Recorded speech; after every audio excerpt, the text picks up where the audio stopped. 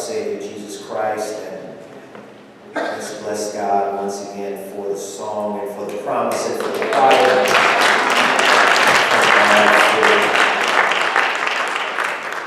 Blessing of that promise. I want to invite your attention back to this fourth chapter of the book of Hebrews, Hebrews chapter 4. We read verses 1 through 13, and I want to focus in on verse 7. It says, therefore, God again set a certain day, calling it today, when a long time later he spoke through David, as was said before, today, if you hear his voice, do not harden your heart. I'd like to say a word today on the subject, flattening the curve. Flattening the curve.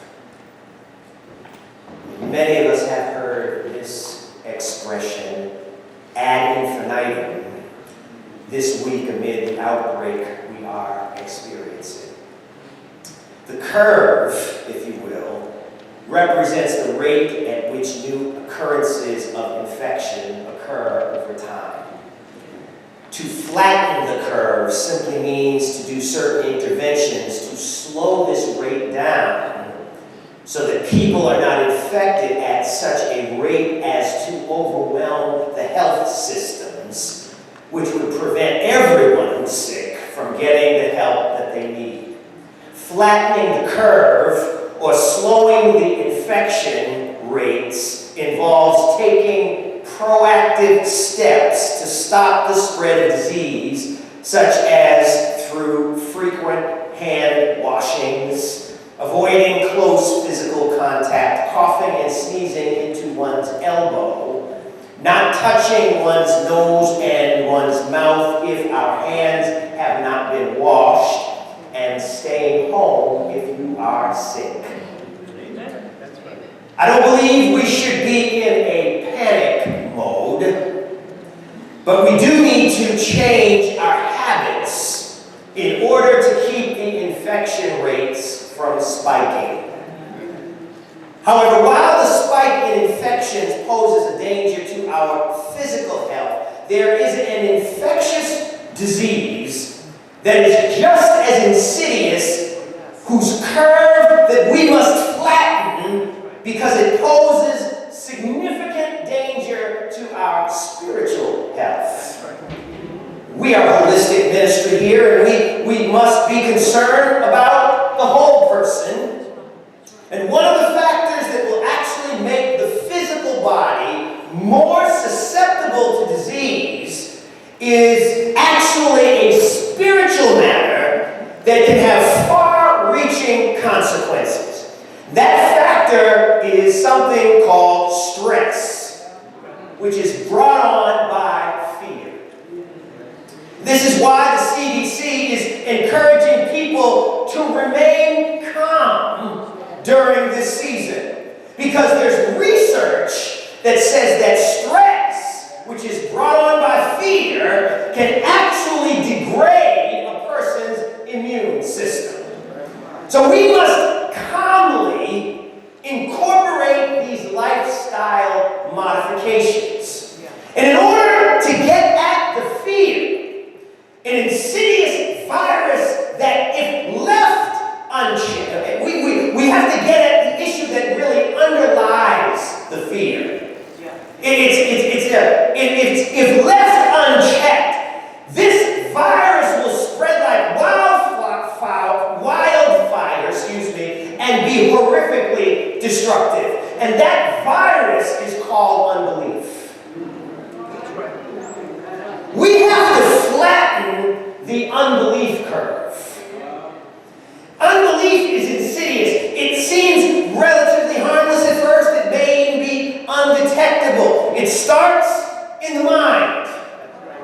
Amen. With a thought. When the Word of God goes forth, or it's sown into our hearts through preaching or teaching or through reading, and the enemy starts to put certain thoughts in your mind. I don't believe that. That's not for me. Those things don't happen today. That's not logical. These thoughts seem harmless.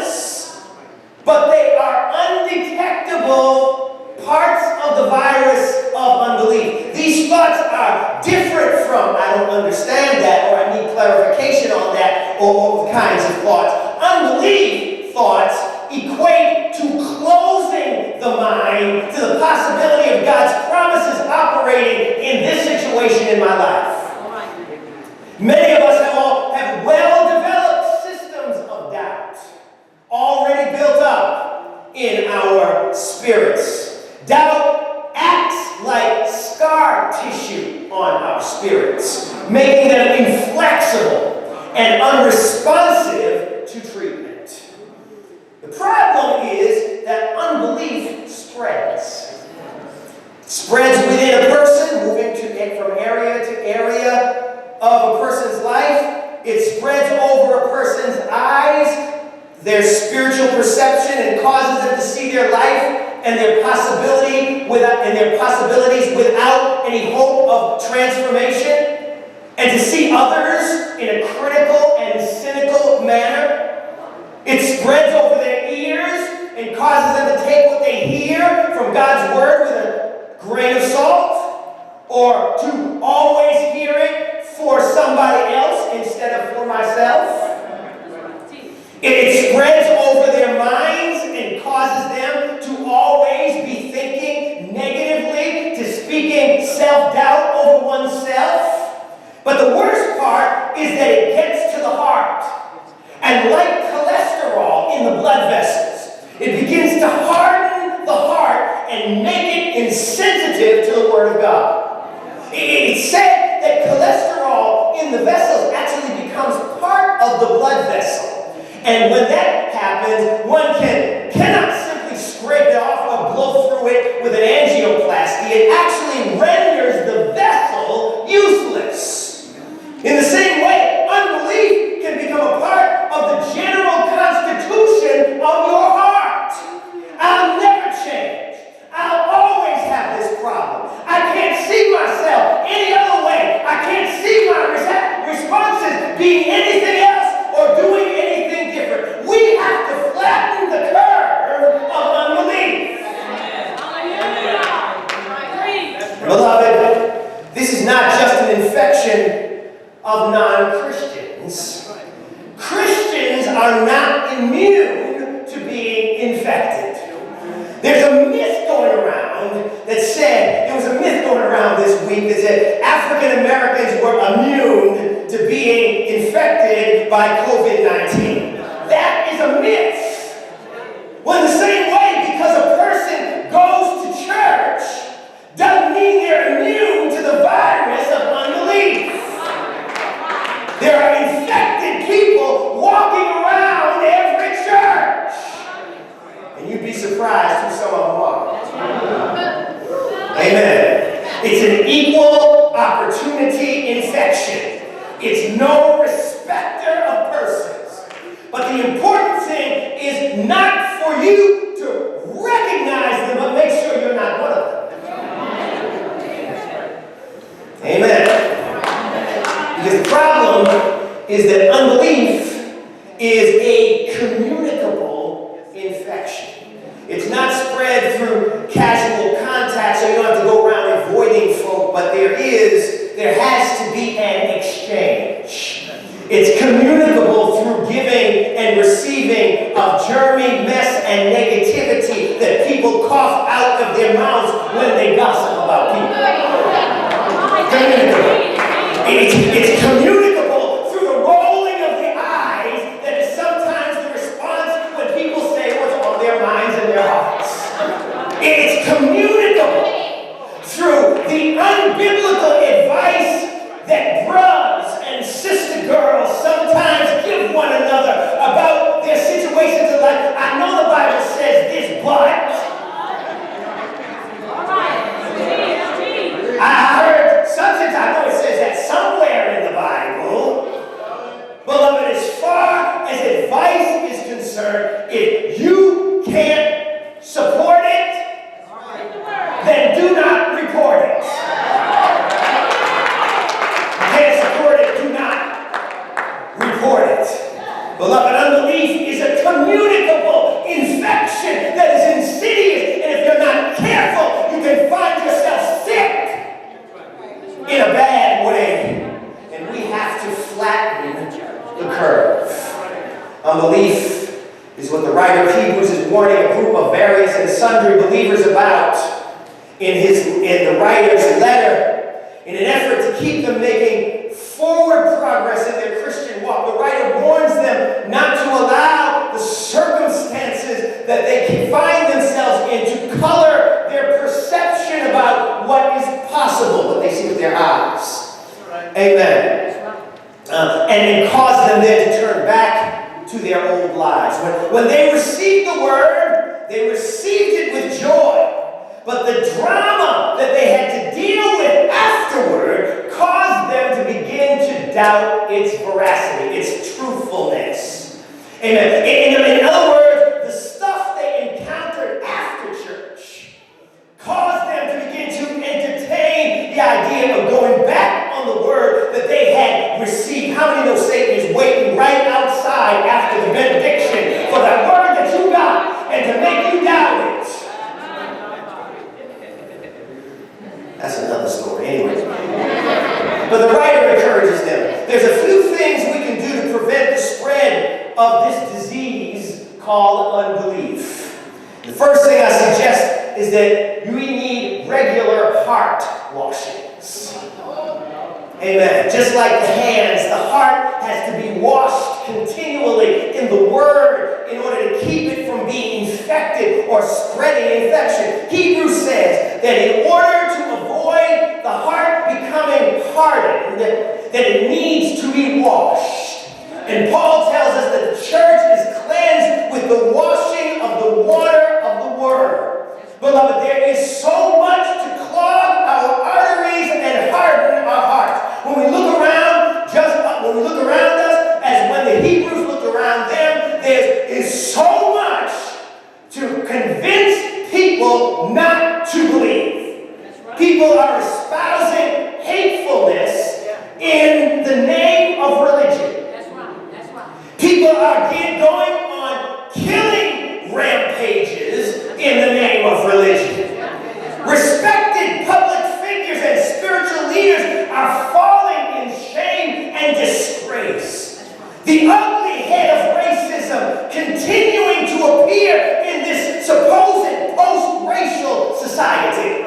The injustices that we see reported on NBC and CNN and CBS every day. Not to mention the issues and struggles that each one of us is dealing with in our own lives. Beloved, we come in every day out of storms of doubt being rained on us. This is why we need to stay on our knees and stay in the Word and stay in the fellowship so we can be refreshed and renewed in the promises of God. This is why we need the fellowship so that we can come in out of the storm of unbelief and be around some folk that are confessing the Word and speaking the Word over our lives. We need frequent washings from the Word. We need to stay on our knees and we need to see things when we see things that we don't understand. We need to ask God to give us God's perspective on things that we see and that we hear all around us. Which brings me to my second point. When symptoms of doubt appear, keep your germs to yourself. But beloved, I've said many times that our opinions need to be blood washed, and perspective needs to be word corrected. As believers, we need to check ourselves and be mindful of the things that come out of our mouths. Sometimes things we're saying or bringing forth have nothing to do with keeping one another healthy. All we're doing is spreading germs. I'm not saying that we ought to not share our struggles or even our doubts or our fears or our frustrations. David certainly did through the book of Psalms. David had some very human, undivine reactions to some of the things that were going on around here. Amen. But what you can see if you read the Psalms is that David always brought them to God first. And always ended with a word of faith. He didn't dial up 6 buddies and run somebody down. He didn't talk a lot of trash, but he brought all of his frustrations to God Sometimes we all wake up on the wrong side of the spiritual bed. Angry about what happened yesterday, irritated about what happened this morning, annoyed about what's happening now. And it's okay, we're human, but take it to Jesus before you bring it to your relationships with other people. Sometimes we just have to get down on our knees and say, Lord, fix me. Lord, kill this flesh before it rises up and takes over and somebody else gets infected. Why is used to say, if you find anything that's not like you, I ask you, Lord, you know what to do. Wash me, Lord. Cleanse me through and through. Take it away from me. Yes, Lord. Finally, in order to flatten the curve of unbelief, we need to counteract its effects. We need to spray something into the atmosphere that will kill its germs. There is something we can release into the atmosphere that can counteract the trends and flatten the curve of unbelief infection. It's called faith. It's called faith. The Bible says faith comes by hearing, and hearing by the Word of God. In other words, we need to be reciting God's promises. Beloved, none of these precautions we can take can do any good thing without faith. The scripture says the word preached did not profit them, because not being mixed with faith in them that heard it. You see, the message went out to the Israelites. It wasn't that the good report was not available to them. It was that the negative report was louder than the good report. They didn't pick up the good report and run with it. They ran with the negative story.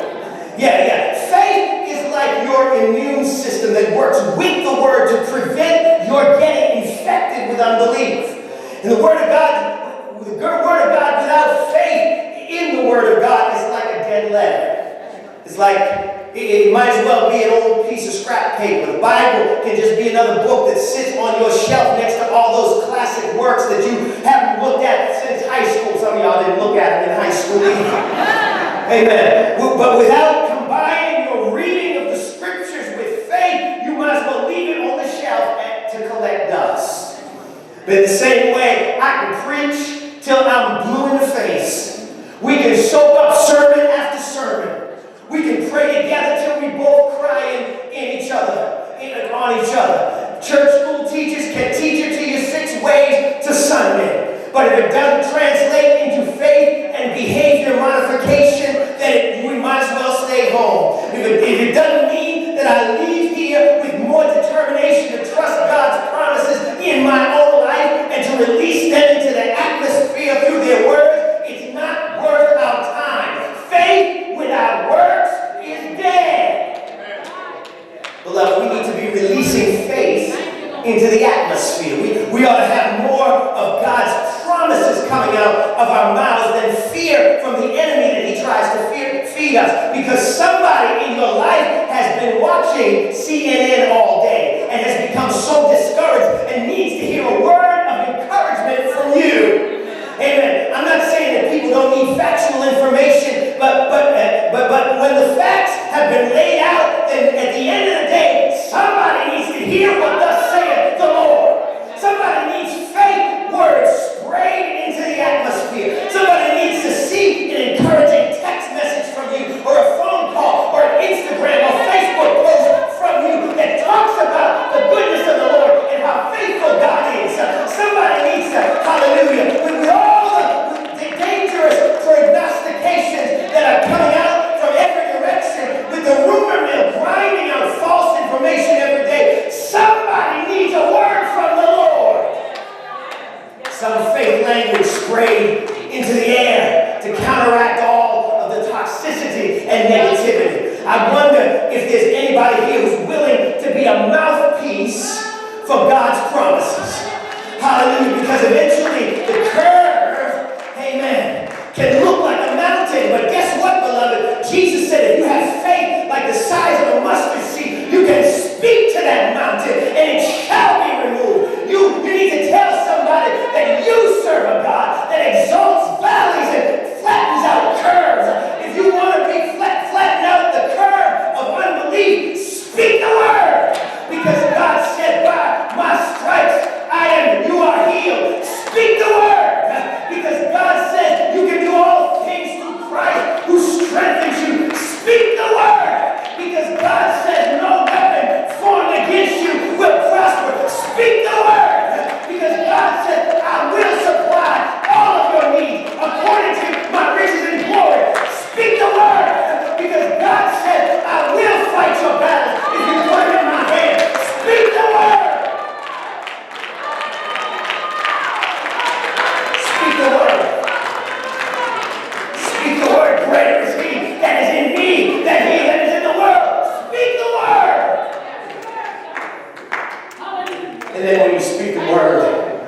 Spread a little bit more faith by giving God the praise. By lifting up holy hands and celebrating what you're believing God to provide for you and to do for you. Celebrate Him today. Is there anybody here that doesn't mind giving God the praise in advance for what God is going to do in your life? Is there anybody here that's willing to let God, let the world know that you believe in God who can do everything?